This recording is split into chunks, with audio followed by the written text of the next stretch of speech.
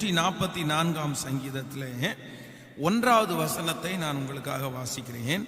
என் கைகளை போருக்கும் என் விரல்களை யுத்தத்திற்கும் படிப்பிக்கிற கன்மலையாகிய கர்த்தருக்கு ஸ்தோத்திரம்.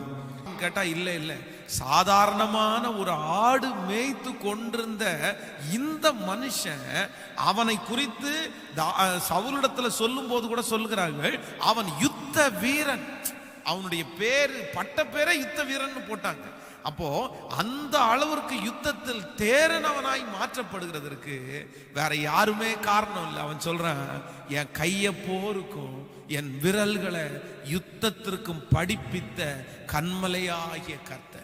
இந்த சத்தத்தை கேட்கிற அன்பு தேவனுடைய பிள்ளையே, நிறைய பேர் உங்களை பார்த்து உனக்கு ஒன்றும் தெரியாது, உனக்கு ஒன்றும் தெரியாது, நீ மக்கு, என்னென்னமோ உங்களை பார்த்து சொல்லலாம். ஆனா நான் நம்புறேன், ஆண்டவர் நினைப்பாரே ஆனால் உங்களை பழக்குவிப்பார்.